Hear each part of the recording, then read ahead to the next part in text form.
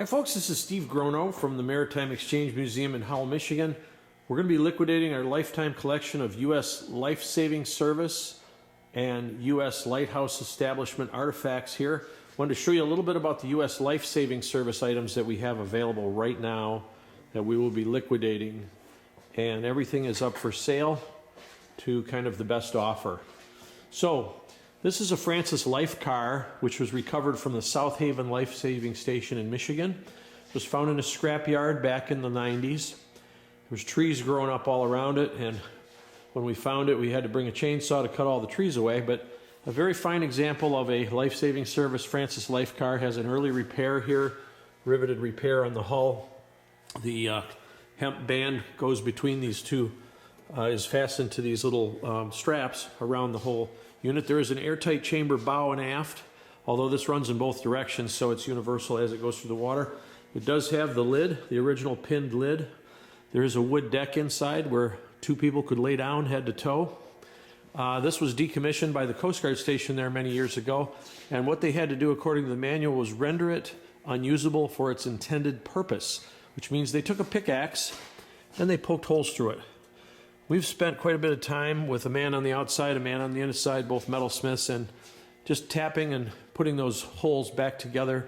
We haven't tried to solder them or lead them in, but they don't take any, they leave the historic progression of what happened with these in place while still kind of preserving the original look of the Francis Life car. Both of the metal hoops are in place, the fore and aft loops are in place, and it's just a beautiful example.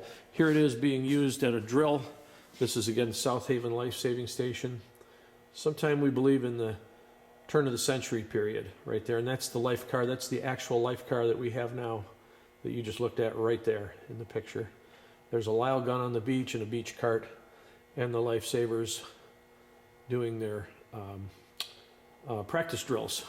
Okay, so I'm going to show you one more thing here in the museum that goes with the life-saving service items, and you'll get a good look at some of those artifacts. Right here is an actual sea chest by one of the surfmen. This one is from the Pemet River Life-Saving Service Station. A. Nickerson was the lifesaver who owned this chest. We do have some artifacts in here that are available also.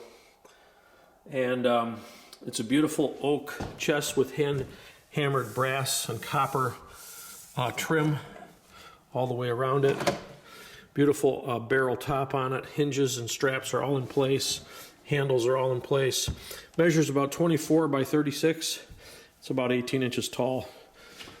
Beautiful piece of life-saving service history right there.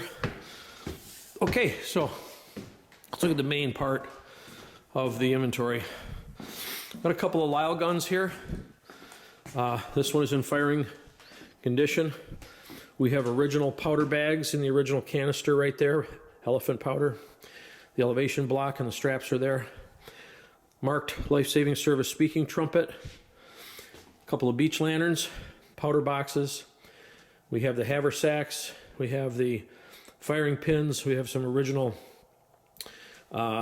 musket. These are the barrel cleaners. They would go in and clean the barrel. And these are all marked US. That one is marked USCG. This is a tally board that goes with this faking box. The faking box, when you flip it over, you can read USLSS on it. Got a beach lantern here, a couple of pulleys and blocks, USLSS, a couple of powder canisters like this. USCG is this one, and USCG on the other side. I also have USLSS ones. This is one of the only beach lanterns I've ever seen, which matches the beach lanterns seen in the early engravings from Harper's Weekly in the 1870s. That beach lantern is a fine piece. I've never seen another one. I have a lot of mounted artwork here for the art from original Harper's Weekly, Journal of Civilization, 1870s and 80s. A lot of stories about keepers, life-saving service keepers. I have a really cool calendar here from the 1897 New England area, and here's a shipwreck with a rescue being performed right there by the life-saving service. Pretty cool. A lot of wood cuts, more block and tackles. This is a beach shovel marked USLSS sand for making the sand anchor. We have powder boxes, branding irons. Here is an original life-saving service breeches buoy right here. This is an incredible find. We've had it for 25 years. Canvas pants, life ring, all of that is still there. It is not marked life-saving service, but I have it on good authority. It did come from an East Coast station. And there is a picture right there, woodcut from Harper's, of a rescue, of a gentleman being rescued in the breeches buoy right there. Okay, swinging around over here, we have a desk and a bunch of logbooks. These logbooks are mostly lighthouse establishment early logbooks. Here is a nice shot of Joshua James and his crew right there. And a few other miscellaneous early cabinet photographs, life-saving service photographs right there. There's an early table lamp. That's not life-saving service, that's lighthouse. But some more of these woodcuts. Here's the Francis Life Car in this particular issue of Harper's. The life-saving service on the Atlantic coast is shown there. There's the faking box and the beach cart, the projectile being shot out to the wreck.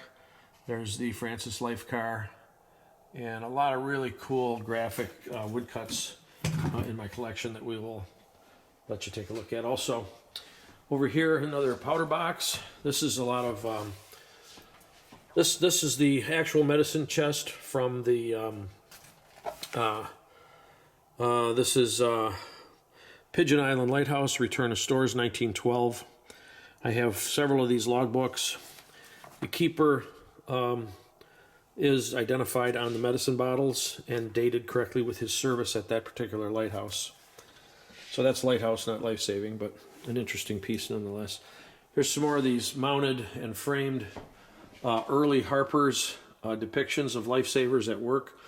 Heaving stick. This gentleman's throwing a heaving stick. These are cork life vests, which are super cool. We haven't been able to find an original cork life vest or an oilskin jacket, but I hope we come across one someday. Another one, this is Scientific American. This is from 1892. Again, shows some of the equipment from the life-saving service. There's a Francis Life Car, breeches buoy, speaking trumpet, Costin flares. All of these items, we have original artifacts in our collection here that we're selling. This is a super early precursor to the life-saving service. This is from the Massachusetts Humane Society. And there's almost none of these we've ever seen. It's, of course, a life ring. This is a very early prototype U.S. life-saving service rolling flintlock line throwing gun with the original spool and line and brass projectiles. I do have that one available. This is Uncle Sam looking over some bodies on the beach and making his statement that it looks like we've got to start spending money on life-saving service. This is an original Sumner Kimball signed letter. He was the director of the life-saving service from 1874 to 1914-ish. A few more life-saving service mounted photographs, and this is the funeral progression for one of the most famous lifesavers, Joshua James. He was actually brought to his final resting place in a surf boat drawn by horse and carriage. Beautiful tribute to him. Okay, in this case is all the other artifacts for life-saving service. This is the Costin flare that was found in the bottom of that life car that we just showed you down below, buried deep in the garbage. We've cleaned it up and restored it. It's beautiful. The spring in it still works. It's all brass and wood. Costin flare was used on the beach patrol, by the beach patrol, obviously, to signal victims of shipwreck that the help was on the way. This is a speaking trumpet, stamped USLSS right there. Well used, still does work. Brass and copper container for the powder bags right here. And then down in the cabinet, I won't go through every item, but quite a few artifacts.